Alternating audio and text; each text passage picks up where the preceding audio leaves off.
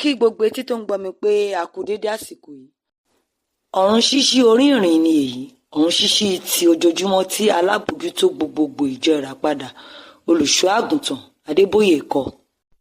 Èní ni ọjọ́ Ajé, ọjọ́ 28 oṣù keje ọdún 2025. Àkọ́lé ọ̀run ṣíṣí tòní ni òní rẹ. Àkọ́sórí wa tarí nínú ìwé Éfésù orí 5 ẹsẹ̀ 15, èyí tó kà báyìí wípé, nítorí náà ẹ kíyèsí láti máa rìn ní ìwà pípé, kì í ṣe bí àwọn aláìgbọ́n ṣùgbọ́n bí àwọn ọlọ́gbọ́n. Ẹ̀kọ́ náà ń tẹ̀síwájú lọ báyìí. A lè pe òní ní àná ọ̀la gẹ́gẹ́ bí àwọn ìrírí rẹ àná àti ìpinnu tó bí òní rẹ. Àwọn ìrírí àti ìpinnu yóò bí ọ̀la rẹ. Nítorí náà o gbọ́dọ̀ kíyèsí bí o ṣe ń gbé ayé rẹ lónìí láti bí ọjọ́ ọ̀la tó dára fún ara rẹ.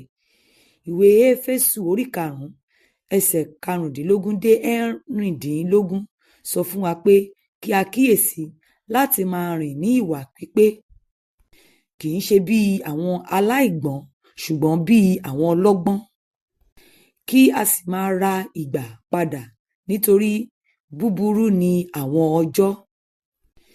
Ní ẹsẹ̀ tó tẹ̀lé, Bíbélì sọ fún wa ohun tí ó túmọ̀ sí láti rìn ní ìwà pípé.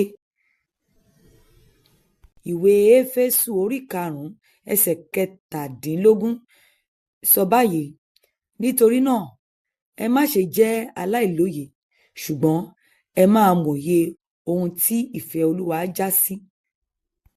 Láti rìn ní ìwà pípé ni láti rìn nínú ọgbọ́n. Èyí ni láti fi àyè gba ọgbọ́n Ọlọ́run.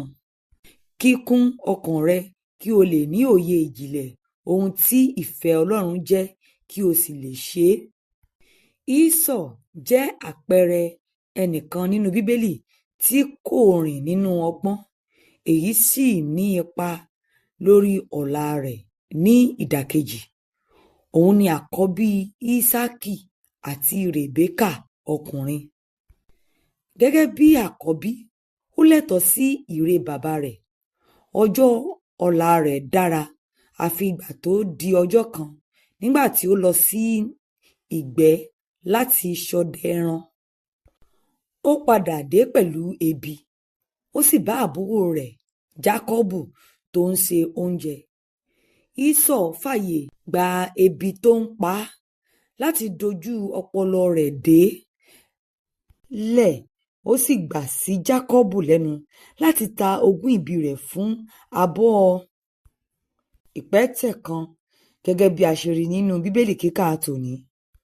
Kò mọ̀ pé ogún ìbí tó tà ní ìtàkùtà ní í ṣe pẹ̀lú ìbùkún tí ó ń dúró dè ní ọjọ́ iwájú. Nítorí ó gan ogún ìbí rẹ̀, ìbùkún náà sá fún un. O gbọ́dọ̀ gbé ayé ní ọ̀nà tó jẹ́ pé o kò ní jẹ ọ̀la rẹ lónìí.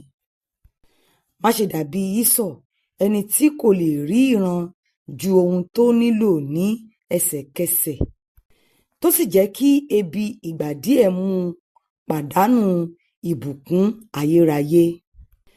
Ẹlòmíràn tí kò rìn nínú ọgbọ́n tó sì jẹ́ kí ìwà òmùgọ̀ rẹ̀ ba ọjọ́ ọ̀la rẹ̀ jẹ́ ni Rúbẹ́nì. Rúbẹ́nì ni àkọ́bí Jákọ́bù. Gẹ́gẹ́ bí àkọ́bí, ó ní gbogbo ẹ̀tọ́ láti jogún ìbùkún náà.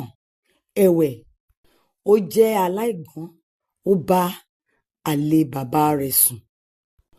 Ó jẹ́ kí ìfẹ́kúfẹ̀ẹ́ ìgbà díẹ̀ mú òun àti ìrandíran rẹ̀ pàdánù ìbùkún ńlá tí ìbá jogún. Nígbà tí bàbá rẹ̀ fẹ́ kú, dípò kí ó gba ìre, òun àti àwọn ìran rẹ̀ jogún ègún. Èyí tí a lè rí nínú ìwé Jẹ́nẹ́sísì orí 51 ẹsẹ̀ 3-9.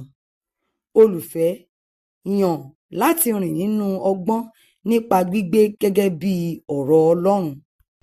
Nígbà gbogbo, kí ìwọ àti àwọn ọmọ rẹ lè ká èso rere ní ọjọ́ ọ̀la. Ka ìwé Jẹ́nẹ́sísì orí 25 ẹsẹ̀ 27 ẹ̀rìnlélọ́gbọ̀n. Bíbélì ní ọdún kan, ìwé Àìsáyà orí ẹ̀tàdínláàádọ́ta dé ọ̀kándínláàádọ́ta. Kókó ọ̀rọ̀: àwọn ìwà rẹ lónìí yóò sọ àbájáde ayé rẹ àti ti àwọn ìran rẹ lọ́la.